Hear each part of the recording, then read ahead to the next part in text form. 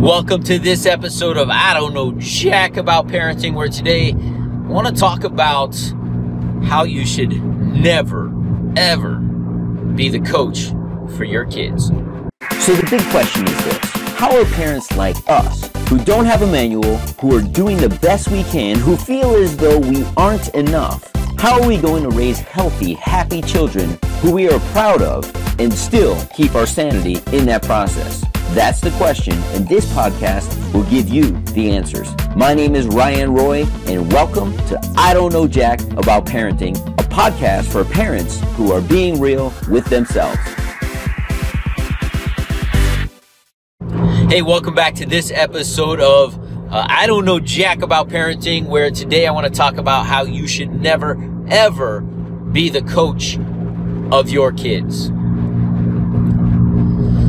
So this goes back to myself, always been athletic, always played sports. I was that kid that you really couldn't get to sit down and play video games, or if I was playing video games, I was playing video games around sports, whether it was Mike Tyson's Punch-Out or Tecmo Bowl or even bowling, something competitive, not just guys beating each other up as a lot of these games are today. Just always kind of been that jock, if you would. Growing up, I grew up near a beach. I was always on a bicycle. I would ride my bike down to the beach, and by the time I was probably about 13, I would say, you couldn't, from 13 to probably 23, it was, if I had free time, just know I was at the beach playing some volleyball. For years after that, I played competitive flag football also. So always played sports, very competitive, just to get a picture. So why is it that I say never coach your kids? My wife, a couple years ago, when he started playing soccer, the older one, he was the youngest one playing soccer, 3 years old. I don't even think he was supposed to be on the team. It was for 4 years old and up. We got through that first season. At that age, you're just happy if they stand on the field. Literally, if they touch the ball during the season, you're happy. My son was probably one of the more aggressive kids, but by the end of the season, I remember that last game, he just wanted to leave. He didn't even want to be on the field. And I just told him that was unacceptable. I mean, you're here to support your teammates, and whether you want to play or not, we're not leaving. He got his trophy that day, participation trophy, and he actually slept with his trophy for 4 or 5 days after that. Like, he thought it was like, oh my gosh, I got a trophy, which is kind of amazing psychology to me. The reward system, which I can talk about in a whole other episode. Reward the behavior you desire. If you haven't picked up my book, Be the Dad You Wish You Had, 40 Powerful Lessons Becoming a Powerful Dad, you can do so at BeTheDadYouWishYouHad.com. Quick little plug there. And that's one of the lessons. Reward the behavior you desire. So when he got this trophy, the next year, you know, we had another season, and my wife says, hey, he's going to do soccer again. And I had just broken my ankle. So we get to soccer, or I didn't even go to the first game. I'm like, he didn't even want to be on the field last time. My ankle's throbbing. When I say broken, it was broken. It wasn't like a slight fracture. It was totally done. And I'm like, it happened like a week earlier, and I was in so much pain that I was like, although I love being at everything, I wasn't going to this particular game. She comes home, she says, you won't believe what happened. We had missed the first couple practices because we were on vacation. Literally, he shows up to the first game, and the coach says, where'd this ringer come from? Because he scored 5 goals. Astonished, shocked, excited all at the same time as a parent, because my son just like became Pele overnight. So let's just say it was a great season. He thoroughly enjoyed it, but I'm not much of a soccer player, fan. I don't really even understand the game. And at that age, what do they really know anyway? So I obviously went to every game in practice after that. I didn't want to miss a thing. So the next season, just some 6 months later, my wife says, hey, I signed you up to be his coach. And I said, coach? Why me? She's like, you'll love it. The kids will love you. You'll love it. And I was like, I don't know about all that. I love my kid. And I am competitive, and they are 5 years old at this point. This is, I don't know if this is in alignment. She's like, you coach adults in life. I'm sure you can handle a bunch of 5-year-olds. I have 3 rules in coaching. There are some simple things in soccer, some basics. My first rule as a coach to 5-year-olds was this. Kids, we're here to have fun. That's rule number 1. How many of you like rule number 1? They're all like, yeah. Rule number 2, this is soccer. So we only touch the ball with our feet. Understood? Yes. So no picking up the ball. Just kick it with your feet. I said, you guys understand? They're like, yes. And number 3, you see that little net over there? The whole object is to get the ball over there.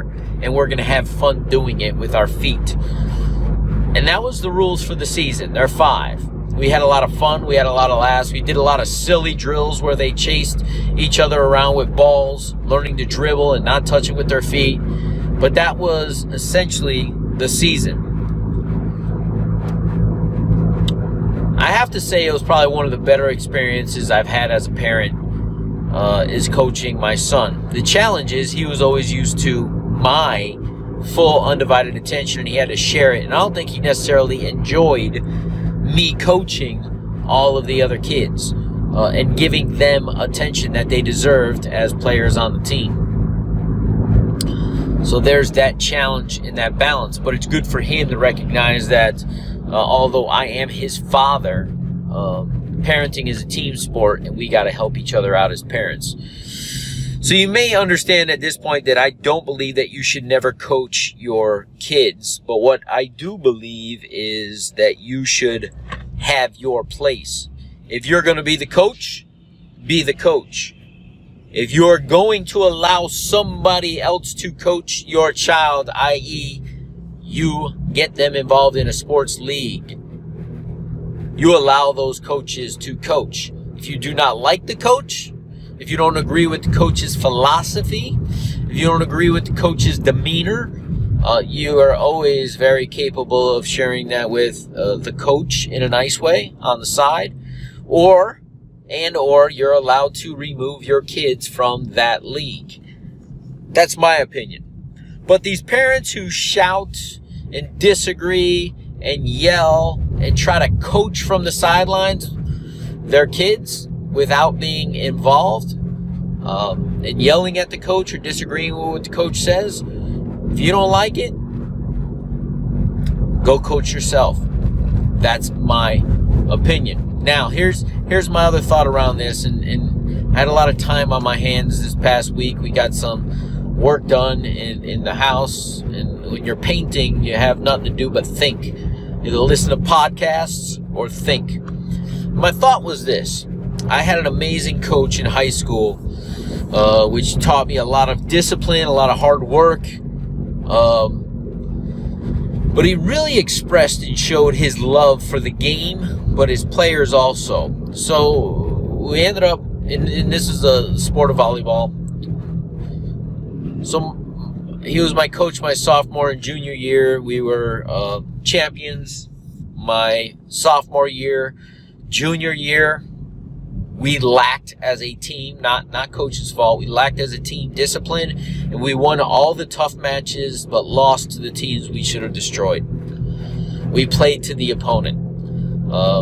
And our stretch down the end of the season, we started off 6-0. We lost in the middle a lot of games, and our late season run was just short of making the playoffs, where I think we would have won another championship. Going into my senior year, my coach was unable to coach us due to other commitments. But I remember this. After every game, I'll mind you, for those of you who may not know, I grew up without a father, so the coaches in my life were very important. So when I say don't coach your kids, this is not what I mean. If you can coach and coach from the sideline and give great feedback, your job is to see what's going on in those fields or those courts and assist at home by reinforcing what the coach said. If you don't agree with the coach, you reinforce your family values in regards to that sport and what you expect of your kids on that court or field. So my senior year, my coach that we acquired by default, some guy who just wanted a paycheck, didn't coach us. He gave us volleyballs, and we had so much talent. And it was my senior year, and all I wanted to do was win, win, win, because we had the ability to do so. We had our best regular season record. We were 13-3, and that almost after every game, at some point, I would get on the phone with my previous coach and let him know what was going on and my frustration with the lack of discipline. And he would always coach me, and he says, "You're the leader of the team. Lead the team. Be the leader that you are." That's what parents should be doing at home, reinforcing the leadership skills at home that you believe in your kids. So we made it to the playoffs, and my coach, my former coach, was able to make it to our first playoff game. And we're in a match, we're struggling, we're back and forth. For those of you who don't know, volleyball consists of multiple games. It's called a match, kind of like tennis. And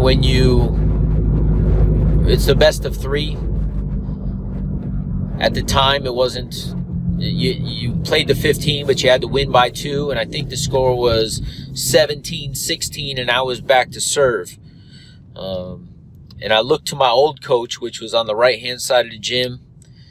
And he always coached me, and he was coaching me then. He was telling me where to serve.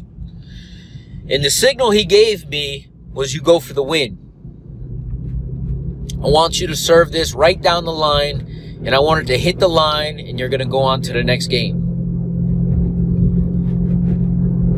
And I looked over to my other coach, and he's just over there in La La Land, my actual coach.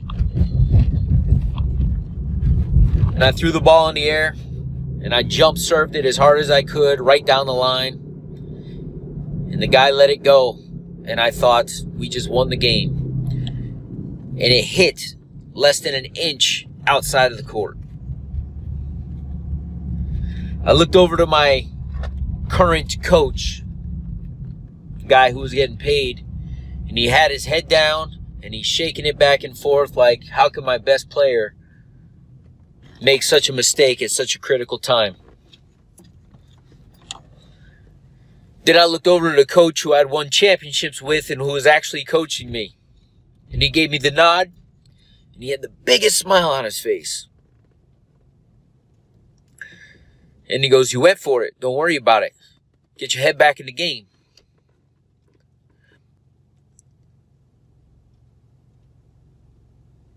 As a parent, you got to believe in your kids. As a coach, you have to believe in your players. My coach, not the guy who was getting paid, believed in me. That's what a coach does. As a parent, you have to believe in your children.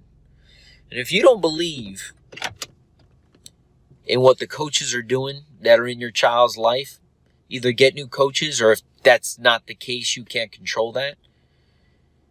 Be that silent coach from the sideline who empowers them at home, who talks to them about integrity and discipline and belief in self and encourages that.